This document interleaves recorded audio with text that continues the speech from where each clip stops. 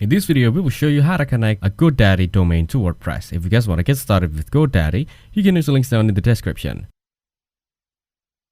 First, go to your GoDaddy account and log in. After that, click on the Domain Manager tab.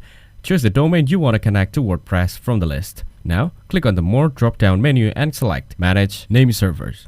Then, enter the WordPress recommended name servers as shown on the screen. Here, click Save Changes to update your name servers. In the next steps, go to the DNS Manager tab, click Add TXT as a record type, and enter the verification code provided by WordPress. Then, go to your WordPress dashboard and log in.